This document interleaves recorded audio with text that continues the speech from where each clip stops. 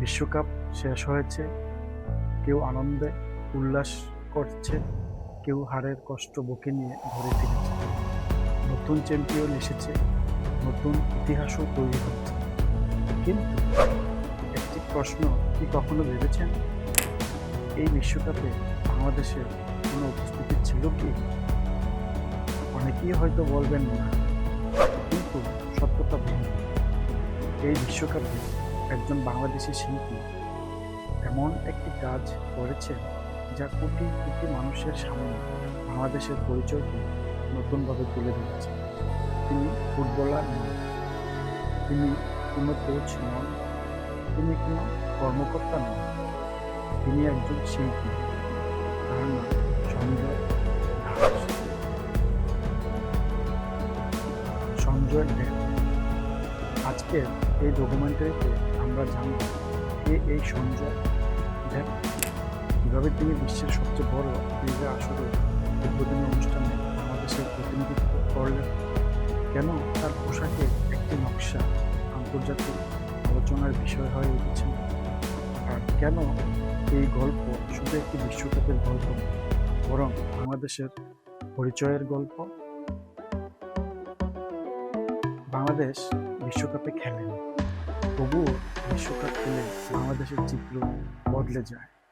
রাস্তার মোড়ে মোড়ে পতাকা, বাড়ির ছাদে বিশাল বিশাল ব্যানার, দোকানে দোকানে আর্জেন্টিনা, ব্রাজিল সহ বিভিন্ন দেশের জার্সি, বন্ধুদের আড্ডা, পরিবারের সবাই মিলে রাত জেগে খেলা দেখা, কোথাও জয়ের আনন্দ, কোথাও পরাজয়ের হতাশা। এই দৃশ্যগুলো আমাদের কাছে নতুন, বরং এটাই বাংলাদেশের মানুষের একটি সুন্দর বৈশিষ্ট্য। আমরা আবেগ প্রকাশ করতে জানি, আমরা উদযাপন করতে জানি। একটি গণতান্ত্রিক সমাজে মানুষ নিজের পছন্দের দলকে সমর্থন করে, এটাই স্বাভাবিক। কেউ আর্জেন্টিনাকে ভালোবাসে, কেউ ব্রাজিলকে, কেউ অন্য কোনো দলকে।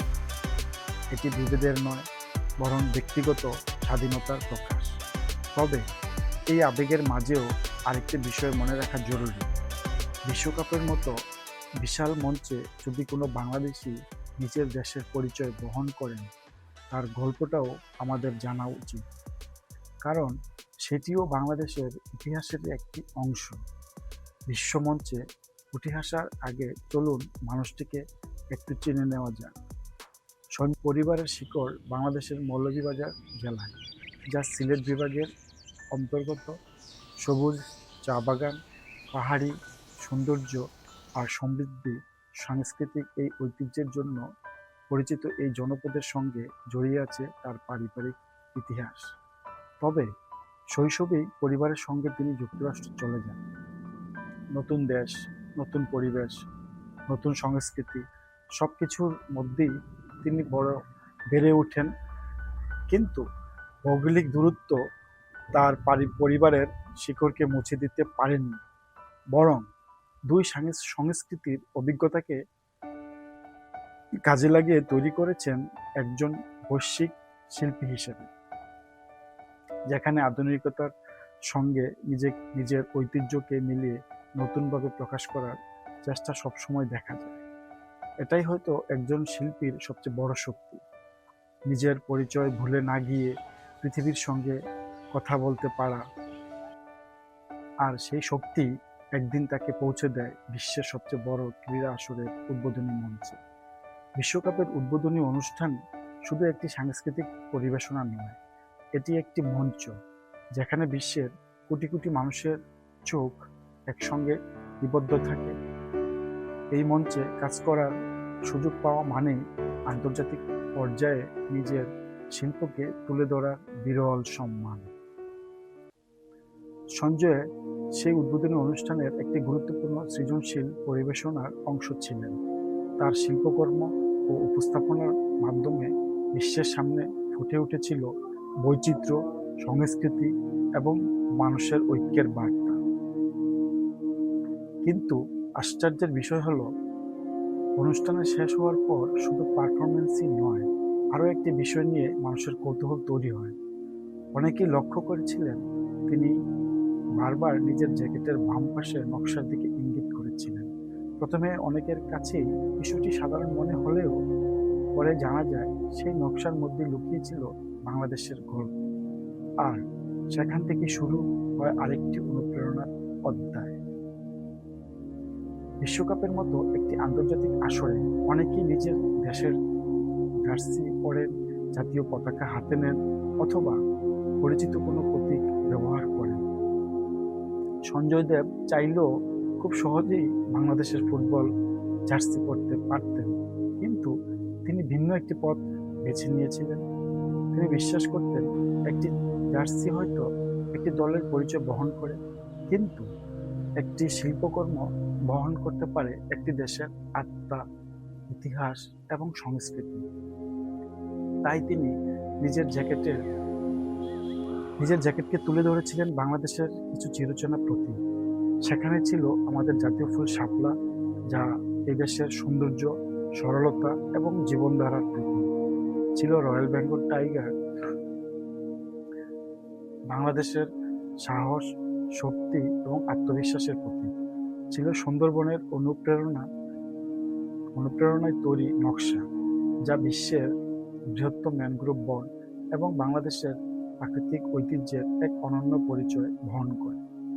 লোকজ শিল্পের অনুপ্রেরণায় তৈরি আরও কিছু অলঙ্করণও সেই নকশাকে করে তুলেছিল আরও অর্থবহ। এটি শুধু একটি পোশাক ছিল না, এটি ছিল এক টুকরো বাংলাদেশ। উদ্বোধনী অনুষ্ঠানের ভিডিও যারা মনোযোগ দিয়ে দেখেছেন তাদের অনেকেই একটি বিষয় চোখে পড়েছে। পারফর্ম করার সময় সঞ্জয় দাস একাধিকবার নিজের জ্যাকেটের বাম পাশের নকশার দিকে ইঙ্গিত করেছিলেন।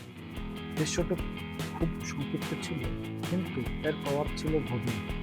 মনে হচ্ছিল তিনি যেন নীরবে পৃথিবীকে বলেছেন, এই পরিচয়টি দেখুন, এটাই আমার শিকড়, এটাই আমার বাংলাদেশ। ভাষা আলাদা হতে পারে, দেশ আলাদা হতে পারে, কিন্তু নিজের জন্মভূমির প্রতি ভালোবাসার প্রকাশের ভাষা সব দেশেই এক। হয়তো সেই কারণে পৃথিবীর বিভিন্ন প্রান্তের অনেক দর্শক তার সেই নকশার অর্থ জানতে আগ্রহী হয়েছিলেন। একজন শিল্পী কখনো কখনো হাজার শব্দের চেয়েও শক্তিশালী বার্তা পৌঁছে দেন কোনো বক্তব্য ছাড়াই। সঞ্জয় দেবের সেই জ্যাকেটটাও ছিল ঠিক তেমনই একটি নীরব অথচ শক্তিশালী বার্তা। বাংলাদেশে বিশ্বকাপ মানেই আবেগ, প্রিয় দলের জার্সি, রঙিন পতাকা, উল্লাস, বন্ধুদের সঙ্গে খেলা দেখা, পরিবারের সঙ্গে রাত জাগা, এসব আমাদের সংস্কৃতির একটি সুন্দর অংশ। কিন্তু একই সঙ্গে আমাদের আরেকটি দায়িত্ব আছে। যখন কোনো বাংলাদেশি বিশ্বমঞ্চে নিজের দেশের পরিচয় বহন করেন, তখন তার গল্পটিও আমাদের জানা উচিত। কারণ একটি দেশের পরিচয় শুধু খেলোয়াড়দের মাধ্যমেই তৈরি হয়। শিল্পী, বিজ্ঞানী, গবেষক, শিক্ষক, উদ্যোক্তা প্রত্যেকেই তাদের কাজের মাধ্যমে দেশের নাম বিশ্বের সামনে তুলে ধরে। সঞ্জয় দেব সেই ধারায় একজন প্রতিনিধি। তার গল্প আমাদের মনে করিয়ে দেয় বাংলাদেশকে ভালোবাসা শুধু দেশের ভেতরে নয়, দেশের বাইরেও সমানভাবে সম্ভব। সঞ্জয় দেব এই আন্তর্জাতিক অংশগ্রহণ শুধু বিশ্বমঞ্চে সীমাবদ্ধ থাকেনি, বাংলাদেশের বিভিন্ন সংবাদ মাধ্যমে তার এই অর্জনকে গুরুত্বের সঙ্গে প্রকাশ করেছে। দ্য ডেইলি স্টার, প্রথম আলো সহ একাধিক গণমাধ্যমে তার অংশগ্রহণ, তার জ্যাকেটের নকশা এবং বাংলাদেশের পরিচয় তুলে ধরার প্রচেষ্টার কথা প্রকাশ করেছেন। এছাড়া ফিফা এর অফিসিয়াল প্রকাশনাতেও তার অংশগ্রহণের সম্পর্কে তথ্য পাওয়া যায়। আপনারা যদি বিষয়টি আরও বিস্তারিত জানতে চান, তাহলে ভিডিও ডেসক্রিপশন এবং পিন কমেন্টে এই সংশ্লিষ্ট প্রতিবেদন ও অফিসিয়াল তথ্যসূত্র লিঙ্ক দেওয়া থাকবে। সেখানে গিয়ে আপনারা নিজেরাই পুরো বিষয়টি পরে দেখতে পারবেন। কারণ ইতিহাস জানার সবচেয়ে সুন্দর উপায় হলো নিজে তথ্য যাচাই করা।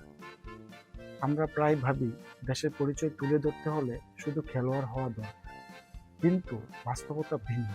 কেউ দেশের পরিচয় তুলে ধরেন গবেষণার মাধ্যমে, কেউ শিল্পের মাধ্যমে, কেউ সঙ্গীতের মাধ্যমে, কেউ প্রযুক্তির মাধ্যমে, আবার কেউ একটি ছোট্ট প্রতীকের মাধ্যমেও কোটি কোটি মানুষের দৃষ্টি আকর্ষণ করতে পারে। সঞ্জয় দাসের গল্প আমাদের সেই কথাই মনে করিয়ে দেয়। তিনি বিশ্বকাপে গোল করেননি, কোনো ট্রফি জেতেননি, কিন্তু কোটি দর্শকের সামনে বাংলাদেশের সংস্কৃতি, ঐতিহ্য এবং পরিচয়ের একটি অংশ তুলে ধরেছিলেন নিজের শিল্পের মাধ্যমে। এই অর্জনের মূল্য কোনো পদকের চেয়ে কম নয়। বিশ্বকাপ শেষ হয়ে যায়, ট্রফি এক দেশ থেকে আরেক দেশে যায়, রেকর্ড ভাঙে, নতুন নকশা তৈরি হয়, কিন্তু কিছু গল্প সময়ের সীমানা পেরিয়ে ইতিহাসের অংশ হয়ে থাকে। সঞ্জয় দেবের গল্প ঠিক তেমনই একটি গল্প। এটি শুধু একজন শিল্পীর গল্প নয়, এটি নিজের শিকড়কে ভালোবাসার গল্প, এটি নিজের পরিচয়কে গর্বের সঙ্গে বহন করার গল্প। এটি এমন একজন মানুষের গল্প যিনি পৃথিবীর অন্য প্রান্তে দাঁড়িয়েও নীরবে বলেছিলেন, আমি বাংলাদেশকে ভুলিনি। হয়তো এ কারণে বিশ্বকাপের সেই মঞ্চে তার বারবার জ্যাকেটের বাম পাশের নকশার দিকে ইঙ্গিত করা শুধু একটি অঙ্গভঙ্গি ছিল না, অনেক দর্শকের কাছে সেটি ছিল নিজের শিকড়ের প্রতি ভালোবাসা এক নীরব প্রকাশ। আজ আমরা যখন বিভিন্ন দেশের জার্সি পরি, প্রিয় দলের জয়ে আনন্দ করি, কিংবা বন্ধু পরিবারের সঙ্গে বিশ্বকাপ উদযাপন করি, সেই আনন্দ অবশ্যই আমাদের গণতান্ত্রিক সমাজের সৌন্দর্যেরই একটি অংশ। কিন্তু একই সঙ্গে আমাদের মনে রাখা উচিত, পৃথিবীর সবচেয়ে বড় মঞ্চে যখন কোনো বাংলাদেশি নিজের কাজের মাধ্যমে দেশের পরিচয় তুলে ধরেন, সেই গল্প আমাদের জানা, বলা এবং ভবিষ্যৎ প্রজন্মের কাছে পৌঁছে দেওয়া আমাদের দায়িত্ব।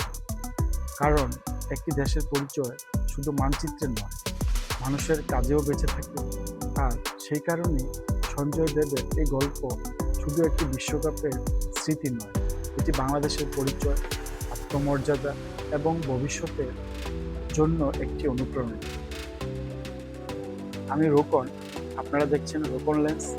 ইতিহাসের অজানা গল্প, সংস্কৃতির সৌন্দর্য এবং মানুষের অনুপ্রেরণার গল্প নিয়ে আবারও ফিরে আসবো নতুন কোনো পর্বে।